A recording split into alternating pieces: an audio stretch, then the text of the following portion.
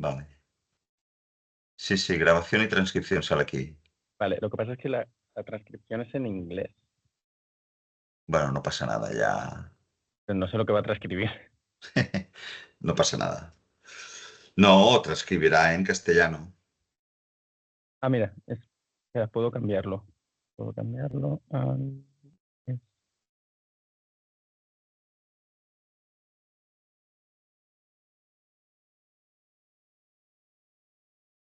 Sí, vale, debería funcionar ahora.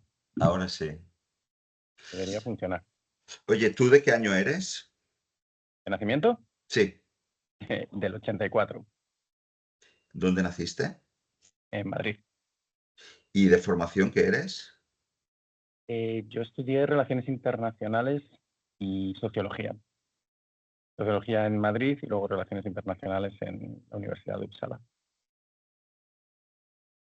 ¿Dónde? ¿En? La Universidad de Uppsala, en Ah, Suecia. Suecia. Vale, y entonces, la entidad de la cual tú eres el jefe de programa de digitalización y democracia se llama IDEA Internacional. IDEA. Sí. IDEA es el, acrónimo de el Instituto para la Democracia y la Asistencia Electoral en inglés. Sí. Y asistencia electoral. Asistencia electoral. ¿Y a qué os dedicáis? Es decir, ¿en qué consiste vuestro Sí. propósito?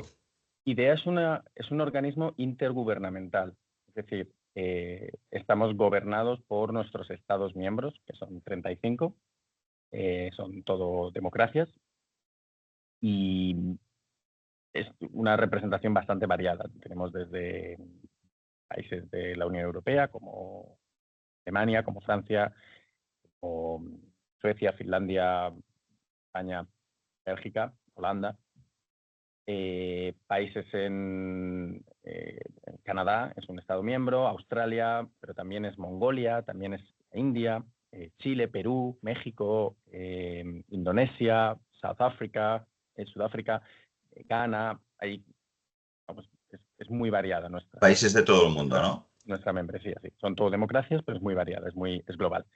Y digamos, nuestra función principal, nuestro objetivo, nuestro mandato es el apoyo a la democracia a nivel global. Esto lo hacemos de varias maneras, pero en resumen lo hacemos de 4 maneras, que es produciendo conocimiento, hacemos muchos manuales, muchos eh, documentos de política, etcétera. Proveemos asistencia técnica, entonces, insertamos en procesos pues, de reforma de leyes o de aplicación de procesos electorales, etcétera. Hacemos el que se llama como hacer la palabra en inglés, pero el unir, de convey, unir en una sala a la gente, ¿no? A diferentes actores, ¿no? Y ser como el actor neutral que facilita esa reunión, esos diálogos. Es una cosa que cada vez se necesita más. Y luego hacemos advocacy, hacemos presión desde el punto de vista, claro, de un organismo internacional, ¿no? Entonces no hacemos campañas en la calle como puede hacer Amnistía Internacional o cosas así, sino más hacia las instituciones de apoyo, de presión para pues, la aprobación de leyes más democráticas o de procesos. Pero claro, siempre desde un punto de vista Ujú. de un organismo intergubernamental.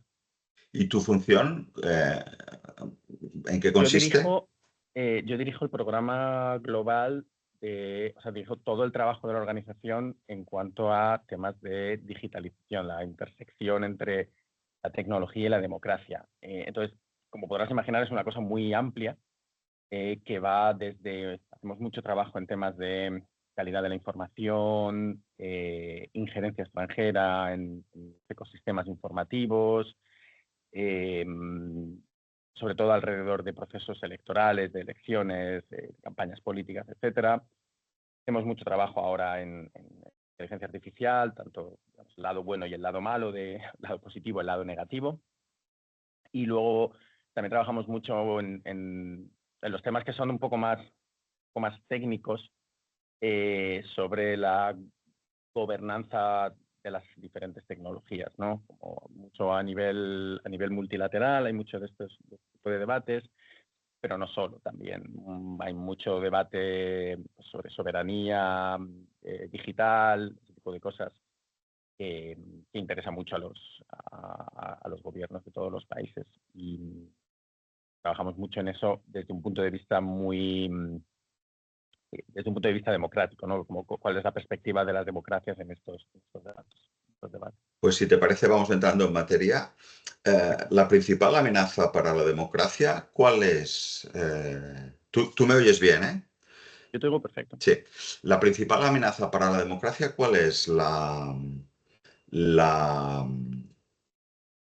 la ciberseguridad entre países, es decir, que haya injerencia de países extranjeros en procesos electorales de países que están convocados a las urnas, o la propia desinformación dentro de los países. La principal amenaza, tanto a nivel digital como no digital para las democracias, son los actores iliberales que rechazan cumplir los principios fundamentales del juego democrático. Mucha de esta amenaza la vemos a nivel digital. La vemos a nivel digital porque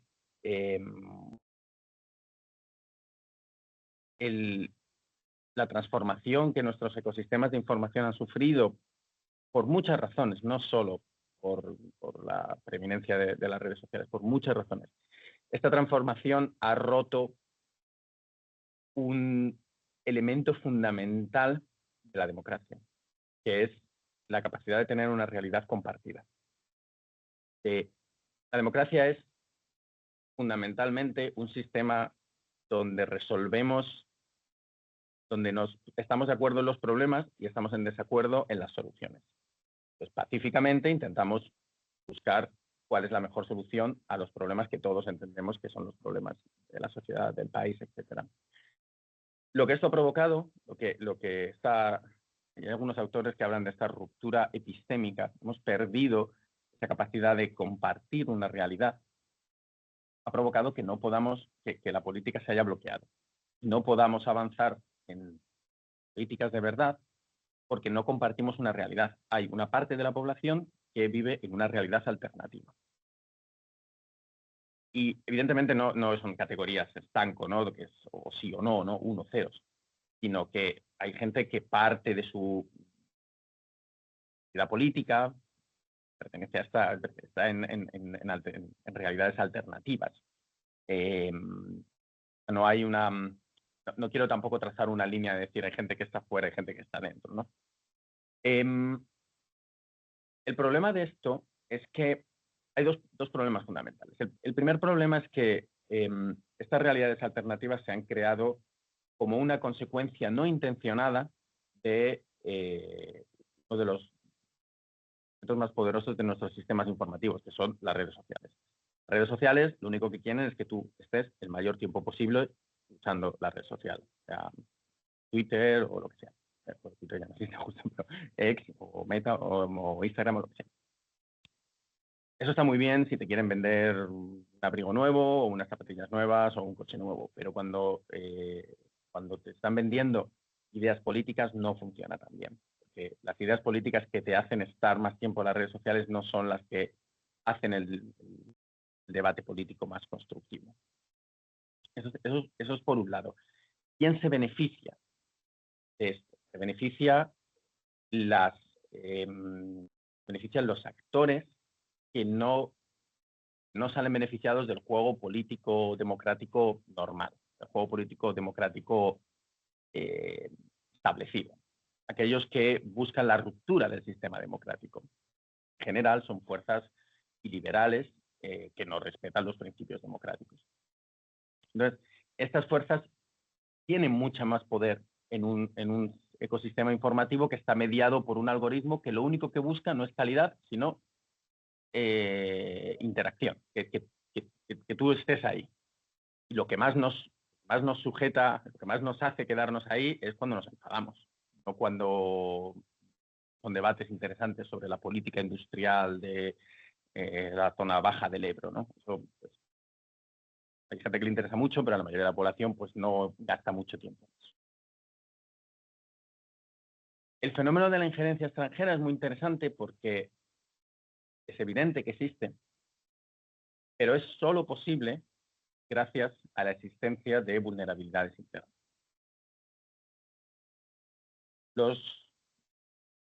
Da igual quién sea la nación que esté intentando alterar el ecosistema informativo. Esa nación solo funciona, o sea, ese intento de injerencia solo funcionará siempre y cuando haya elementos dentro del país que puedan explotar, ya sea porque son elementos que concuerdan con sus ideas. En Europa, sobre todo, tenemos el caso de Rusia, que es un régimen irredentista, un régimen ultraconservador, donde, bueno, pues tenemos fuerzas políticas que se acercan a esas ideas. Entonces, también, pues, ideas similares, pero no necesariamente tienen por qué ni siquiera tener ningún tipo de colaboración. Muchas veces lo que pasa es que a mí me encanta usar la frase de lo que están haciendo lo que es la injerencia extranjera es simplemente poner gasolina en el fuego que nosotros hemos empezado. Entonces, cuando nos centramos en que esta campaña está avivando Rusia o China o sea, estamos perdiendo en realidad, no estamos viéndolo todo, estamos viendo solo una pequeña parte.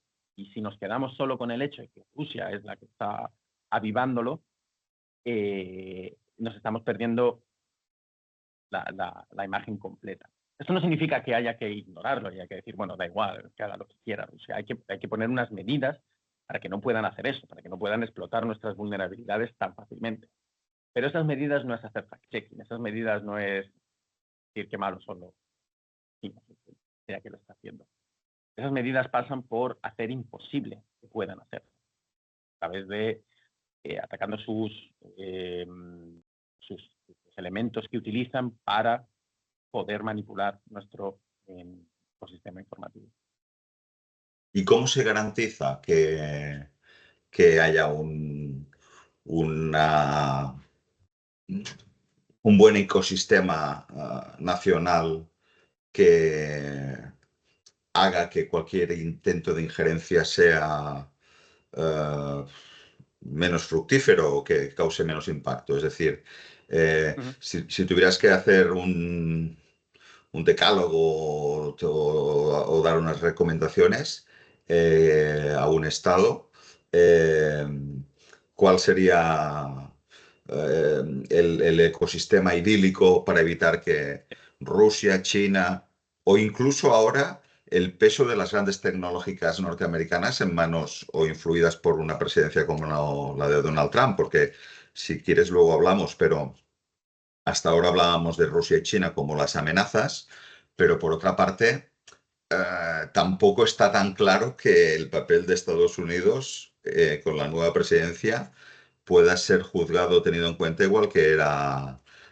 con una lógica hasta la fecha del retorno de Trump, ¿no? Entonces, para que estas influencias externas no perjudiquen a un Estado, como los deberes que tienen que hacer los Estados, ¿en qué consistirían? Hay muchas variantes de ello, hay muchas cosas que hacer. Creo que la primera de todos es que desde las instituciones, gobierno, exista lo que los expertos llaman un enfoque de la totalidad del gobierno. Y esto significa que no sea el ponerle el muerto a una sola institución y decir, bueno, pues este tema de la injerencia extranjera lo va a llevar tal institución. Y el resto nos olvidamos. Eso no va a funcionar. Lo que funciona, lo que puede funcionar, lo que hemos visto en algunos países que puede funcionar, es una totalidad del gobierno y de las instituciones encargados de estos temas. Implica una totalidad del gobierno. Implica que, por un lado, existan las capacidades internas para frenar, tapar los agujeros, sobre todo los agujeros digitales, por los cuales se cuela la injerencia extranjera. Muchos de estos asuntos son asuntos de ciberseguridad, ¿no? La capacidad de detectar que se están utilizando, por ejemplo, IPs que las acabas localizando es muy curioso porque el caso ruso, que sabemos mucho del caso ruso, el caso ruso muchas veces son muy torpes, ¿no? Entonces el IP al final acabas detectando que el IP del que está llevando esta campaña es que está en el edificio de los servicios secretos que te puedes buscar en Google, ¿no? Mira, este es el edificio de los servicios secretos de Rusia, ¿no? Entonces, es primero es desarrollar esas capacidades. No, un Estado no tiene que ir a hacer fact-checking o a decir qué malo lo que estás diciendo. Tiene que intervenir mucho antes. Otro de los aspectos clave es la financiación. ¿Quién está pagando esto? ¿Cómo se está pagando estas campañas? ¿Qué parte de este dinero? Claro, hay una parte que fuera del Estado tú no puedes intervenir, pero ¿qué parte de ese dinero está entrando en el país o se está moviendo dentro del país? Y poner claramente, localizar eso. Una cosa muy, muy curiosa y muy perversa que pasa es que si tú eres un influencer político y te ganas la vida en un canal de YouTube que hablas de política, es muy probable, a no ser que seas una persona muy inteligente con mucho conocimiento del tema, entonces es probable que no te ganes la vida haciendo un canal de YouTube, sino haciendo mejores cosas. A no ser que seas eso, la mejor manera de conseguir tráfico para tu canal y conseguir ganarte en la vida en eso es haciendo del oro de las narrativas de cualquiera, país que sea, pero de una potencia extranjera. Entonces, si tú empiezas a hacer del oro de esas narrativas, pues por un lado, las operaciones de influencia de ese país van a intentar que tú tengas más relevancia, te va a dirigir, los algoritmos van a dirigir tráfico a tu canal, y entonces, fundamentalmente, te conviertes en un tonto útil para el país. Y es muy curioso cuando en España muchas veces se habla, ¿no?, de pues, a este le está pagando Rusia, tal. Es que ni siquiera, es que probablemente esta gente no, en su vida han hablado con un agente del servicio secreto de ningún país. No son, Simplemente, no son conscientes de que les están utilizando, ¿no? claro, o si lo saben, no tienen los escrúpulos para decir, bueno, pues, yo lo hago.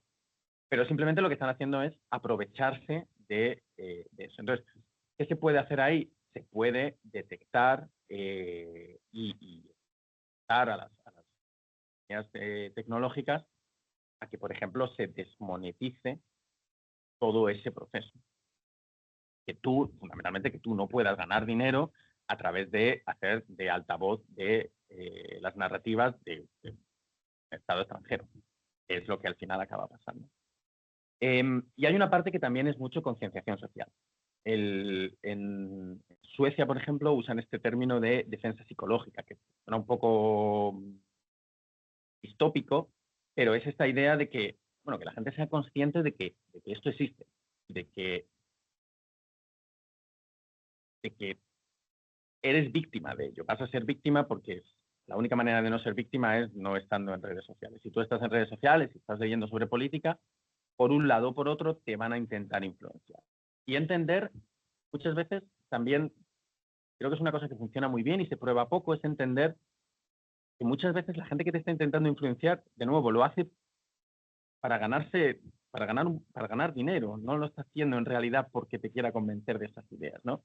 O sea, Entonces, que la gente sea consciente de hay cómo más, funciona este negocio. hay más un tema económico que ideológico.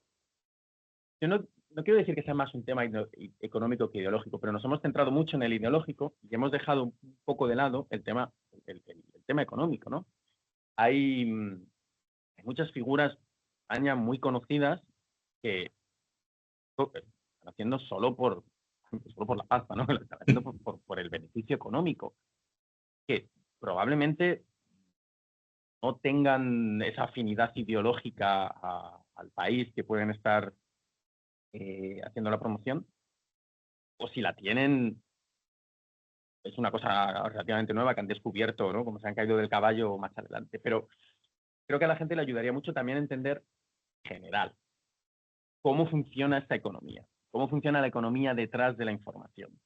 Y entender que cuando el influencer está haciendo una cosa u otra, lo está haciendo para mantenerte ahí, para que seas un número más, para ganar dinero.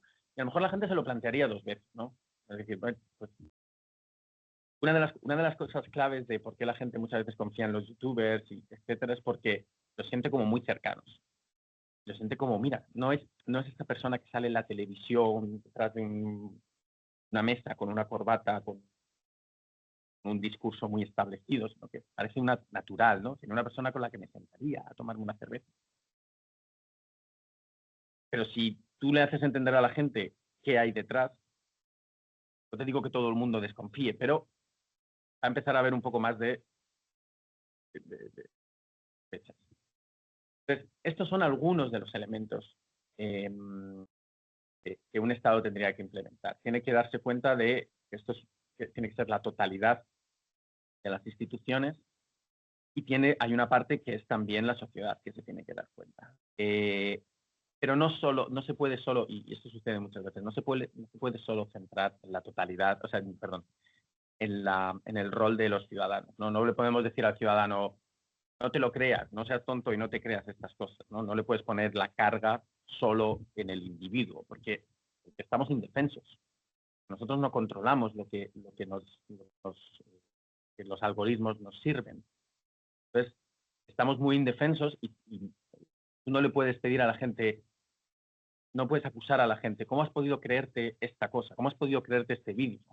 Yo no me voy a gastar 20 minutos en hacer un fact-checking de un vídeo. Lo he visto, lo he creído, porque era plausible. Pero tú no puedes demandar, no puedes, muchas veces se supone que somos expertos, cometemos ese error, ¿no? De pedir a la gente, pues, ¿cómo no has hecho un fact-checking de 2 horas sobre esta noticia? Yo no tengo tiempo para hacerlo.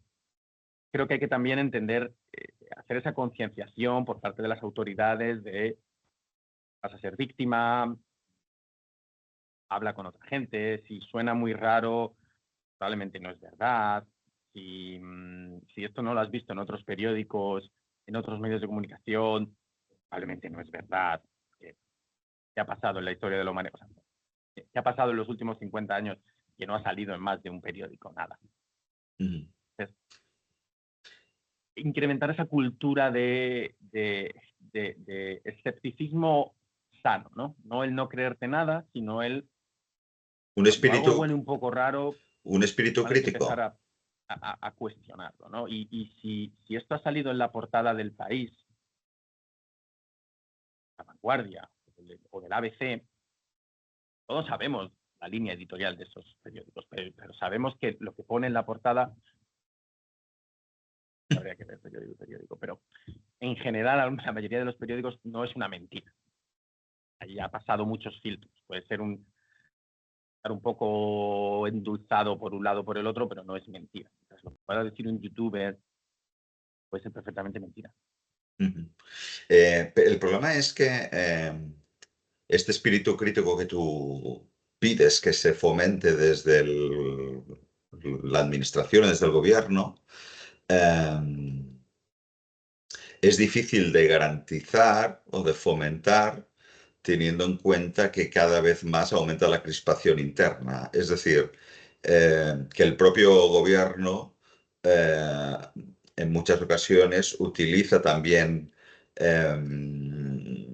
una cierta guerra algorítmica o una cierta guerra de relato o tiene que combatir una cierta burbuja paralela ante su propia oposición de su gobierno. Es decir, que estos estados tienen un conflicto interno y al mismo tiempo se tienen que defender de la injerencia externa. Y en el conflicto interno, que cada vez es de mayor crispación, pues hay como la sensación de que últimamente esto es la selva, ¿no? Entonces, garantizar la democracia en estas condiciones se parece como muy, muy complicado, ¿no? Porque ¿hasta qué punto puedes tú regular según qué, cuando muchas cosas dependen de tecnológicas que no tienen la sede en el país y, y hay regulaciones que o son lentas o son ineficientes, ¿no? Sin duda. En España tenemos la suerte de pertenecer a la Unión Europea y, por ende, estar bajo el paraguas de la legislación digital europea, que no es perfecta, pero es la mejor que existe o la más poderosa que existe a nivel global.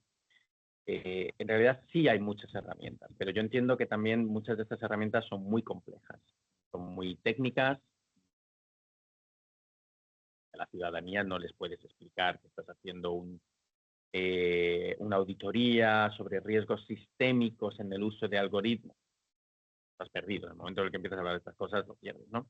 Creo que hay una función muy importante de comunicación por parte de las instituciones y esto digo más casi como ciudadano que como experto, porque soy experto en comunicación política, comunicación institucional, pero creo que sí es necesario explicar por parte de las instituciones,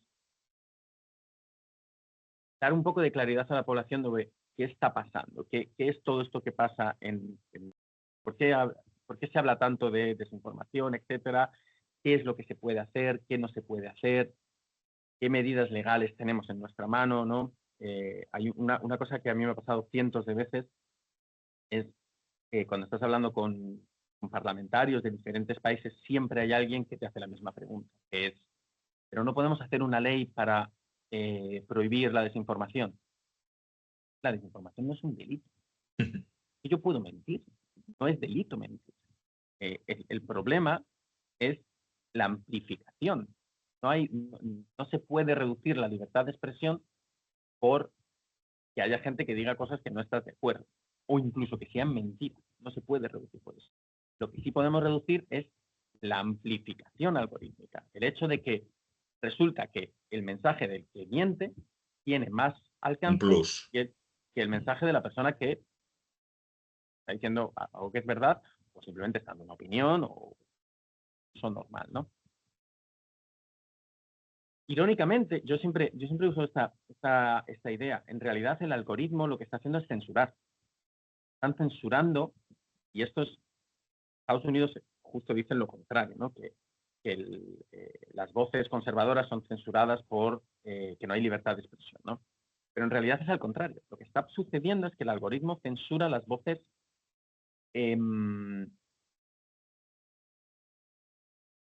no sé qué término dar, no sé si llamarlas liberales, no son necesariamente las voces centristas, porque pueden ser voces conservadoras o voces Las moderadas, ¿no? moderadas, sí. Justo aquí hay un partido, el Partido Moderado, que es un partido como ya la derecha democristiana, entonces siempre moderado me suena raro. Pero sí, las voces moderadas, las voces que juegan Sosegadas. dentro de las normas democráticas. Que puedes estar de acuerdo, no puedes estar de acuerdo, pero son respetables, entran dentro de las normas democráticas. Y al final, el algoritmo lo que hace es censurar esas voces. Porque la ministra de Trabajo, que puedes estar de acuerdo o no estar de acuerdo, pero su comunicación institucional es censurada porque no es amplificada por el algoritmo. En vez de amplificar esa voz, es el Ministerio de Trabajo diciéndote vamos a cambiar tal cosa, o el líder de la oposición diciendo pues no estoy de acuerdo en tal cosa. Eso es censurado por las voces radicales. Las voces que además necesitan radicalizarse cada vez más. Y así es la manera de que el algoritmo te siga dando prioridad. Entonces, creo que eso hay que explicarse a la ciudadanía. ¿Por qué está sucediendo esto? Y creo que también, esto ya no, creo que es más opinión personal, pero en el caso particular de España, y esto quizá lo veo viendo fuera, hay una línea, hay una discusión de la diferencia entre gobierno y partido en el gobierno. Siempre ha habido mucha dificultad de hablar como gobierno. Creo que la única vez que eso sucedió fue durante la gestión. de los primeros meses del COVID, donde sí se sintió esa voz del gobierno. Daba igual quién fuera el gobierno, era el gobierno, ¿no? El gobierno quieres decir el Estado, ¿no? El Estado, el Ministerio de Industria, no el ministro de Industria, que es un miembro del, en este caso, Partido Socialista, me imagino, Sí. o la administración de una región, o sea, ¿no? Que es el Ministerio de la Presidencia, ¿no? Esto, por ejemplo, la Unión Europea lo hace muy bien por idiosincrasia, pero cuando habla la Comisión Europea, ¿no? Nadie sabe de qué partido viene, salvo que sea de tu país, no sabes de qué partido viene. Entonces, creo que también falta mucho eso para también la confianza en la comunicación, ¿no? Que haya como esa comunicación de que tú sabes que viene por parte del ministerio, ¿no? Y O sea, el Estado el que habla. en la medida en que las instituciones están colonizadas por partidos que Claro, acaban de ganar las elecciones, el peso institucional se reduce. Eso hace que una parte de la ciudadanía que no ha votado a esas opciones ya desconfíe de entrada. claro. La textura de la comunicación es más electoralista, partidista que institucional. Y todo eso sumado a lo que acabas de comentar del algoritmo es como un cóctel explosivo, ¿no? Entonces, estamos Claro. en un momento como muy complicado para la comunicación política y para la, iba a decir civismo, la convivencia sería la palabra, ¿no? Entonces, es muy fácil crispar, es muy fácil polarizar y es muy fácil, sobre todo, el poner a la gente en contra de las instituciones. Y cuando pones a la gente en contra de las instituciones, aunque probablemente el partido de turno esté pensando que le está poniendo en contra del gobierno, está poniendo a la gente en contra del Estado. Cuando la gente está en contra del Estado, da igual quién esté ahí. Incluso cuando tú llegues al poder van a estar en contra tuyo. Están en contra del Estado. Mucho de lo que está pasando en Estados Unidos es consecuencia de que durante 4 años el Partido Republicano puso a la gente en contra del Estado. O sea, como no puedes confiar en el FBI, no puedes confiar en el Departamento de Estado, no puedes confiar en el servicio de meteorología, no puedes confiar en el servicio de salud. Y ahora de repente te das cuenta que la gente, tienes que hacer algo radical para que la gente confíe en ello. Entonces tienes pues como que cambiar completamente la manera en la que esas instituciones funcionan, hacerlas desaparecer pues, pero lógico, ¿no? Pues todo el servicio, Estados Unidos tenía el mejor programa del mundo de detección de injerencia extranjera a través de medios cibernéticos. El mejor a años luz del siguiente. Y lo han desmontado. A todo el mundo. Esto es reciente, ¿no? Sí, esto fue hace un par de meses. Tenían una unidad especial que guía los procesos electorales, echado a todo el mundo. Claro, cuando tú tienes a la gente en contra del Estado, cuando tú pasas a controlar el Estado, pues algo tienes que hacer para que no piensen que eres lo mismo, ¿no? Entonces, eh, lo que estás describiendo es una situación muy complicada en la que quizás sí que la desinformación debería ser delito. Porque otra cosa es la opinión, es decir, lo que nos han enseñado en la facultad o en las redacciones de periodismo o en las redacciones de periódicos, que era como una cosa muy de, delimitable, que era una cosa es la información y otra cosa es la opinión, y no se puede confundir opinión con información. Sobre la opinión, máximo respeto y libertad de expresión, pero sobre la información quizás sí que en este punto del siglo XXI tendría que ser delito el dar información falsa a sabiendas.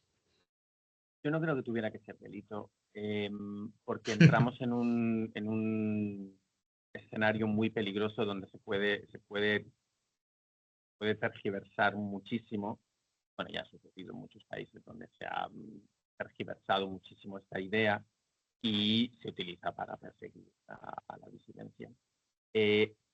Lo que tenemos que, digamos, tenemos que respetar la libertad de expresión. Lo que no es comparable es, o sea, lo que no existe es la libertad de alcance. No es que tú tengas derecho a que el algoritmo amplifique tu contenido porque a ti te parece bien. Entonces,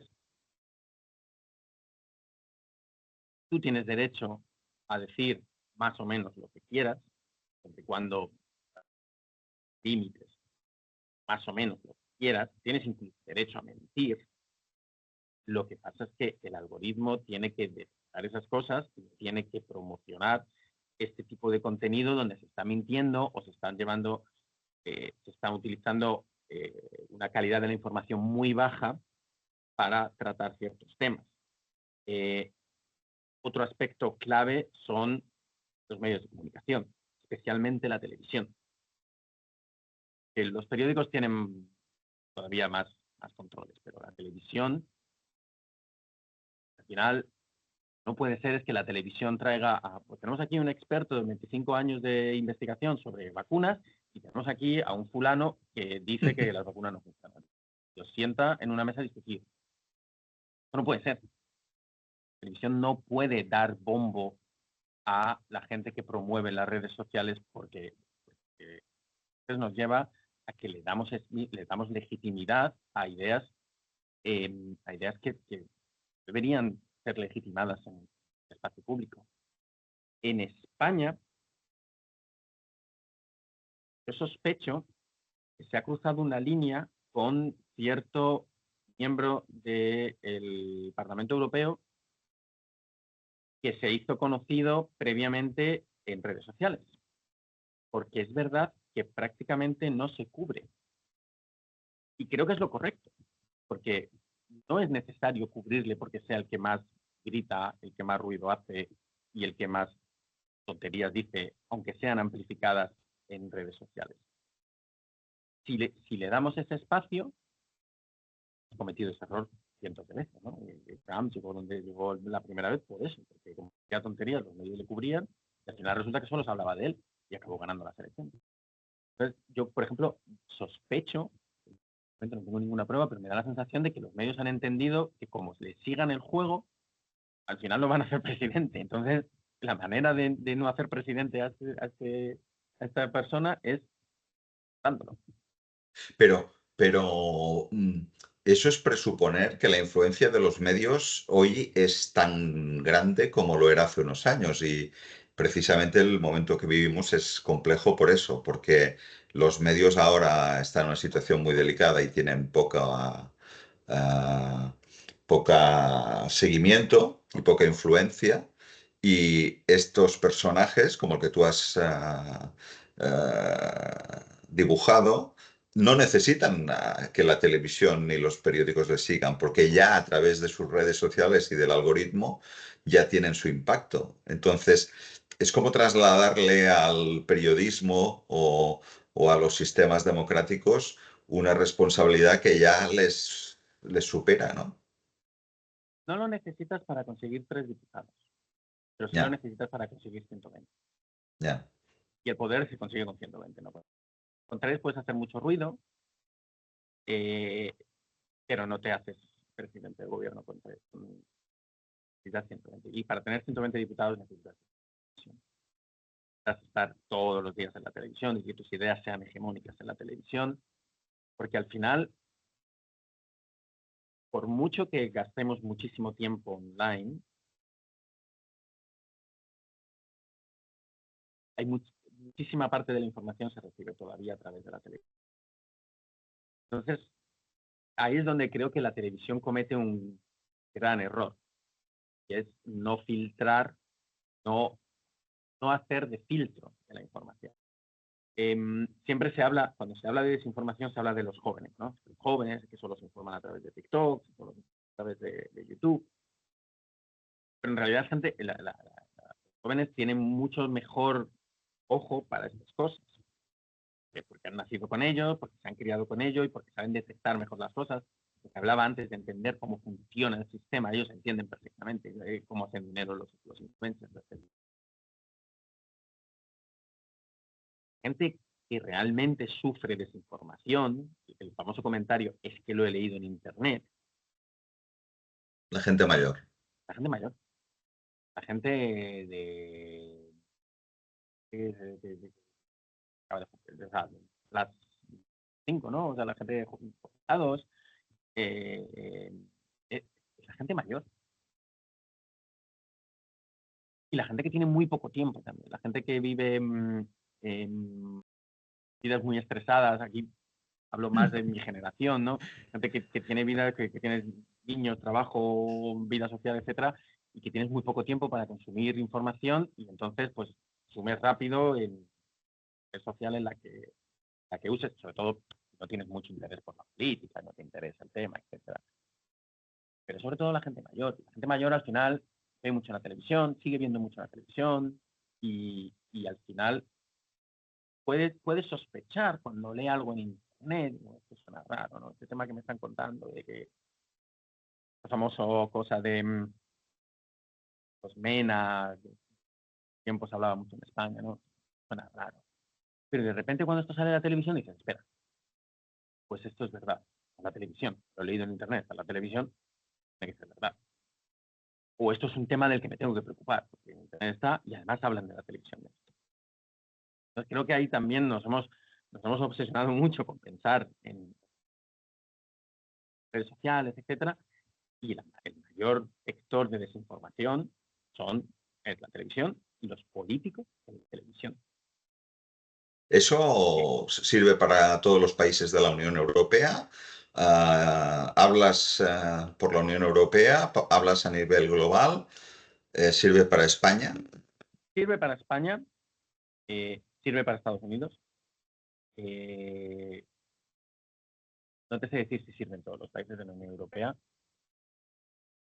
Quizá hay países. O formulado al revés, ¿qué país sería envidiable donde eso no sucede? Es decir, donde tú crees que los políticos y la televisión no contaminan como lo pueden hacer en España o en Estados Unidos.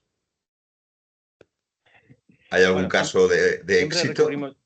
recurrimos a los nórdicos porque estas cosas las suelen hacer bastante bien. Tanto Finlandia como Suecia tienen ecosistemas informativos bastante bien preparados para estos temas.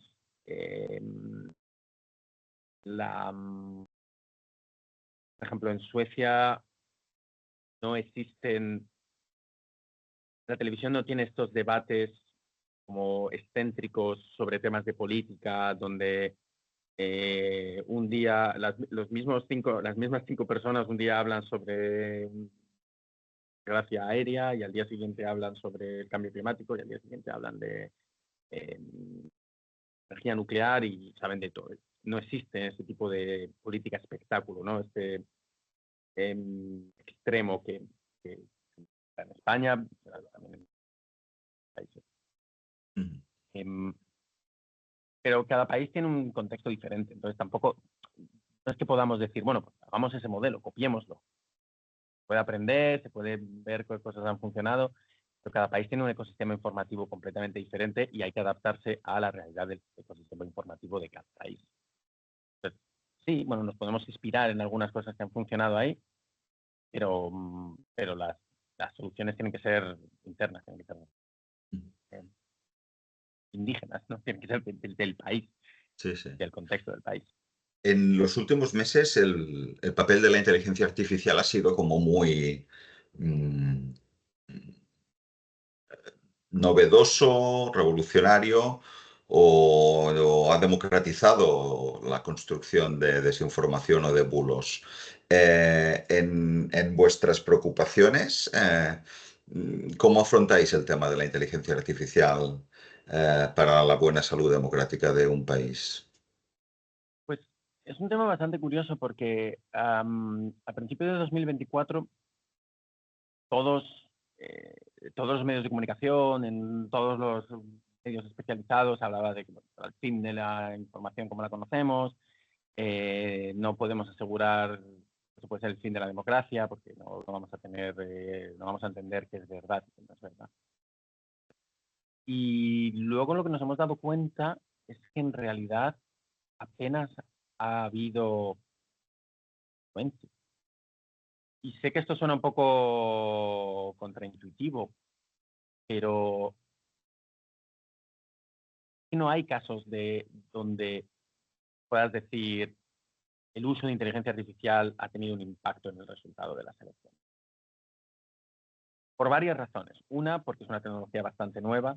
Entonces, sabemos que el afectar a los ecosistemas informativos es una cosa más a largo tiempo, a largo término. No se afecta de un día, no se afecta en una campaña electoral, ¿no? Es una cosa como que dura más tiempo. Más el construir una narrativa sobre ciertos temas para poder luego explotarla a la hora de tener una campaña electoral. Es una tecnología bastante nueva. El influenciar es muy complicado. En general, las redes sociales, por los datos que tenemos, convencen a poca gente. O sea, hacen cambiar de opinión a poca gente. Te reafirman mucho, pero a poca gente le hacen cambiar de opinión. Hay todos conocemos, ¿no?, algún caso de un amigo que se ha hecho extremista de un lado o de otro a través de leer cosas en Internet, pero no suele ser el caso. Y lo que nos hemos dado cuenta es que en realidad el beneficio, esa democratización de la capacidad de crear desinformación, el problema nunca ha estado en la oferta. El problema siempre ha estado en la demanda. O sea, crear desinformación siempre ha sido muy fácil. O sea, escribir un artículo falso es una cosa relativa. De hecho, es mucho más fácil y rápido que escribir un buen artículo. ¿No? No tienes que comprobar las fuentes, no tienes que hacer fact-checking, no tienes que preguntar, tienes que comprobar el estilo, da igual. Más rápido. Entonces, sí, ahora lo puedes hacer todavía más rápido, pero es que nunca ha sido un problema de tener mucha desinformación, sino de que la gente la quiera consumir. Y esto es otra cuestión que la inteligencia artificial no cambia. Claro que existe mucho miedo a esa ruptura de la capacidad de entender qué es real y qué no es real, ¿no? Yo, por ejemplo, ahora, anécdota personal, pero con todo el tema este que está pasando en Los Ángeles, prácticamente cualquier vídeo que veo, lo primero que me pregunto es, ¿será real? ¿Lo han hecho con inteligencia artificial o es un vídeo de verdad? Entonces, creo que, bueno, ese escepticismo va a seguir creciendo, pero por ahora no estamos en una situación donde de verdad se pueda decir, eres capaz de alterar el resultado de unas elecciones usando inteligencia artificial. Puedes movilizar más creo que ahora mismo lo máximo que se puede conseguir es movilizar más a tu electorado. Conseguir movilizarlo más y más activos. Crear vídeos falsos, etcétera. Pero no vas a, por ahora creo, podemos decir, no tenemos evidencia de que se pueda cambiar el resultado. Esto no significa que no haya que prepararse.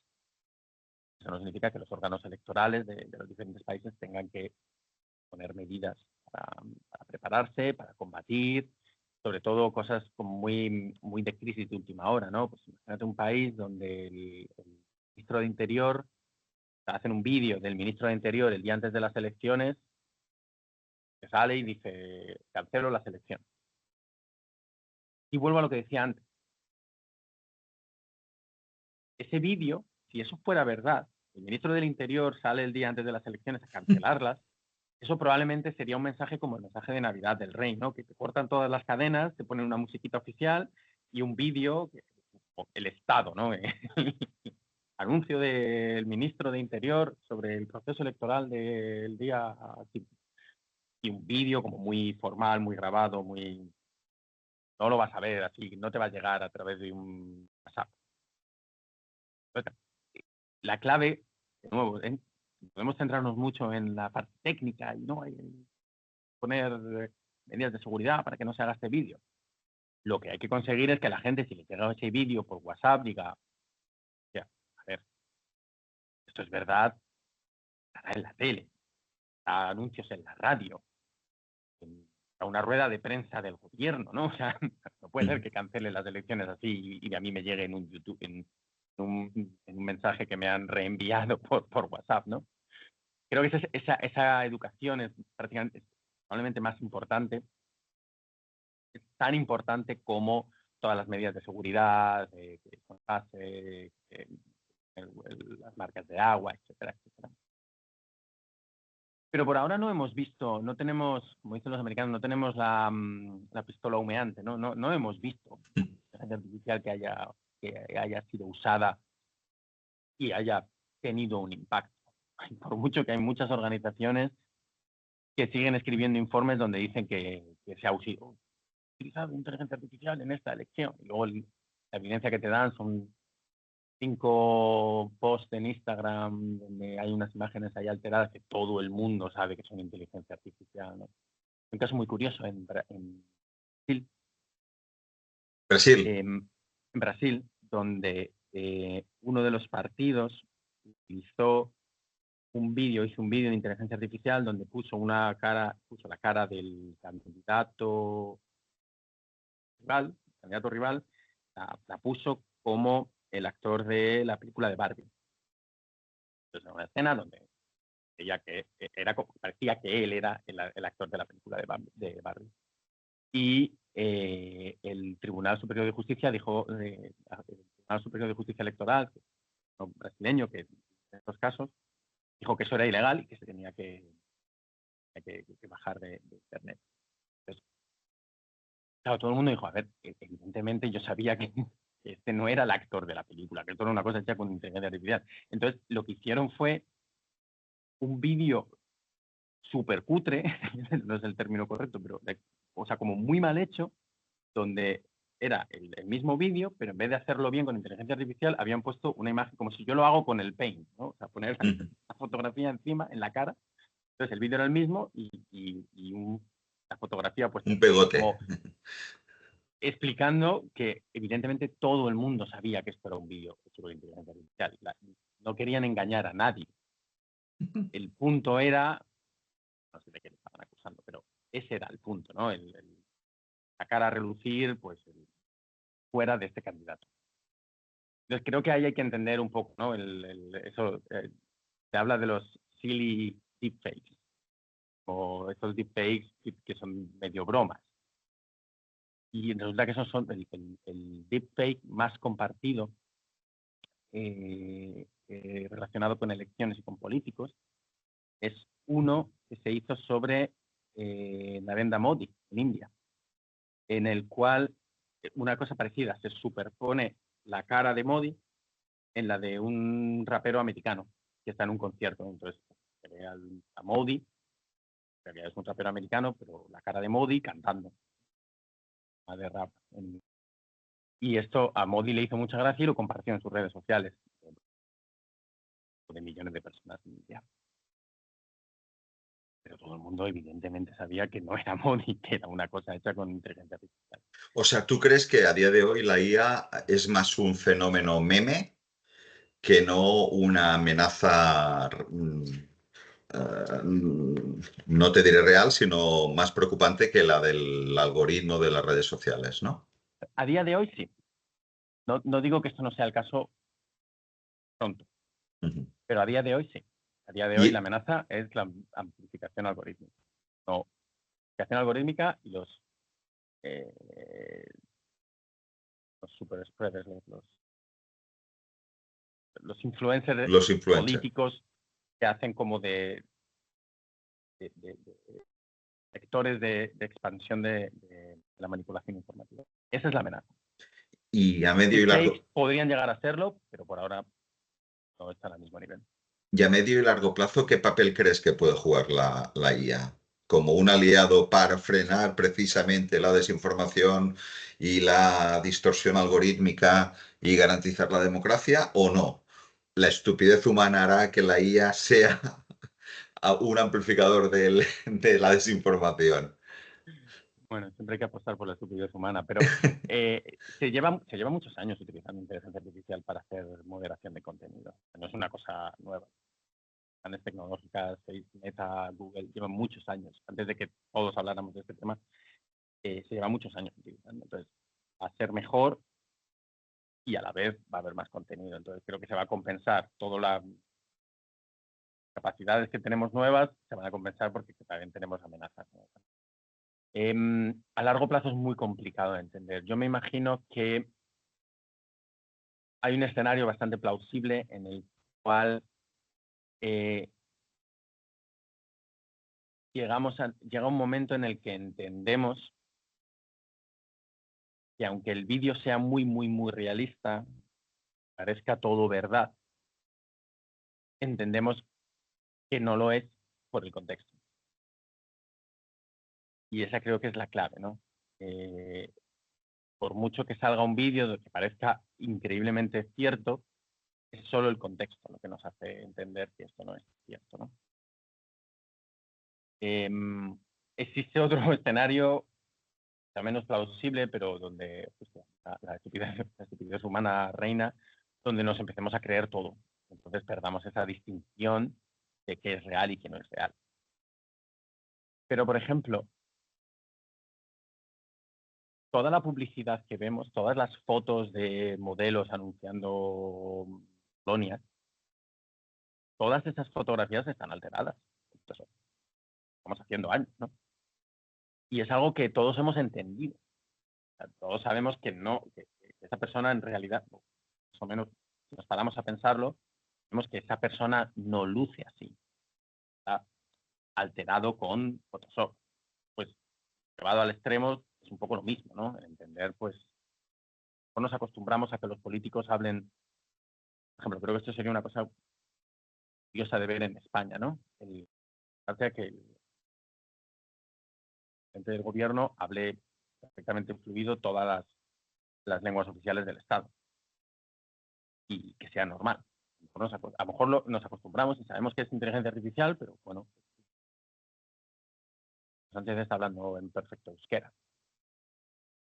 ¿Vale? O sea, nos acostumbramos y sabemos que está mediado por inteligencia artificial, pero es una cosa normal. Entonces, creo que seguirá siendo muy contextual porque al final no va a sustituir la interacción real.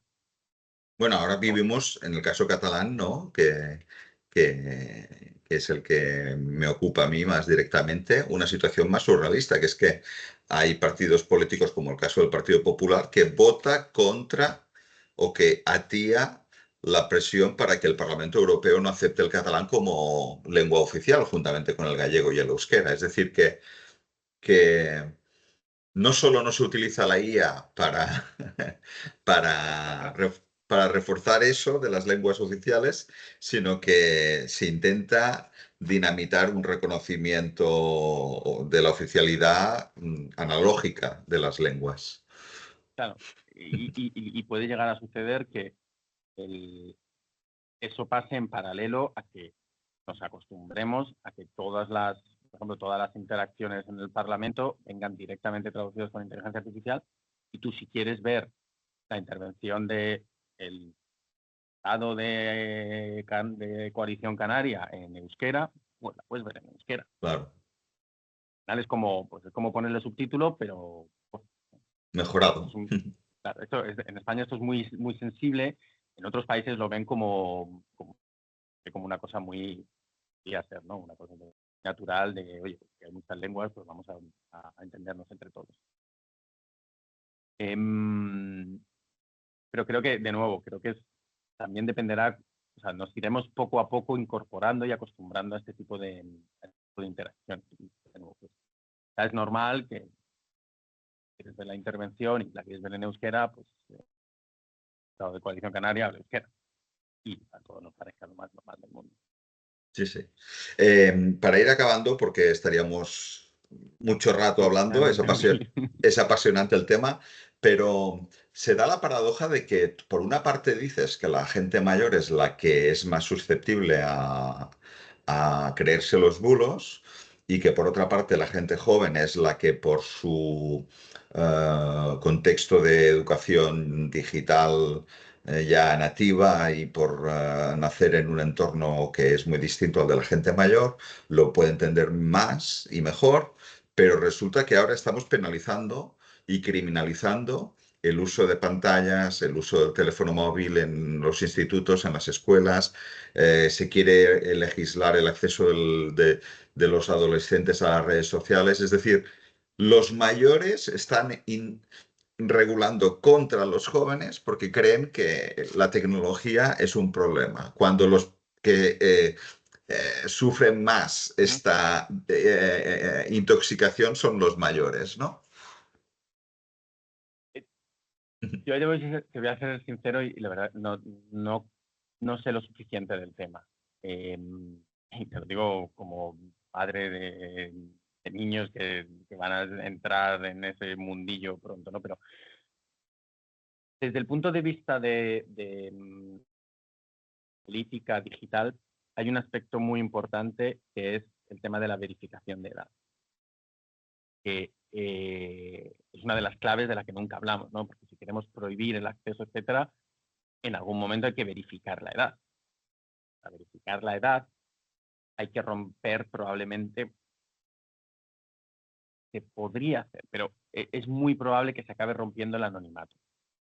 Y hay muchas voces en contra del anonimato en Internet, pero el anonimato en Internet es algo que merece la pena conservar. Conservar a sabiendas de que tiene ciertos efectos negativos. Lo dices Entonces, que por países no democráticos por países no democráticos y porque para, para mucha gente es necesario. o para las minorías. Para las minorías, para gente gente, por ejemplo, un ejemplo que se suele poner mucho, por ejemplo, es cómo Internet abre una puerta de conocimiento y de posibilidades de, mm, de sentirte identificado a muchos jóvenes que quizá por su ambiente familiar, por sus identidades sexuales, por ejemplo, su ambiente familiar, pues no se las, por su ambiente del lugar en el que viven, no les permiten desarrollarlas y gracias al poder comunicarte con otra gente en tu misma situación, pues te permite cuenta que es un tema, es una persona perfectamente normal. Yo siempre uso un ejemplo muy curioso y es desde racionalmente pensaríamos que los juegos de mesa desaparecerían con Internet, ¿no? ¿Quién va a jugar un juego de mesa? Y ha pasado lo contrario, que han tenido un boom. Y ese boom es una consecuencia, no porque se hayan digitalizado, al contrario, sino, bueno, siguen siendo de mesa, siguen siendo papel y plástico. Pero ahora es mucho más fácil encontrar a gente que le gusta un juego de mesa. Entonces, si antes eras muy aficionado a un juego de mesa, encontrar a gente que jugara ese juego de mesa era muy difícil. A lo mejor encontrabas a un par. Ahora, estás en internet, te metes en un foro, encuentras una comunidad de 150 personas en la ciudad donde vivas y es interminable, ¿no? O puedes jugar a la versión online o hacer que tal. Pues es un poco lo mismo, con cosas que no son hobbies como el juego de mesa. Actividades políticas, sociales, sexuales, etcétera. Entonces, el anonimato en internet es algo que merece la pena conservar, a sabiendas de las implicaciones que tiene. Y la verificación de edad, todavía no tenemos un sistema que se pueda hacer sin romper ese anonimato. Y luego, ¿dónde pones la línea?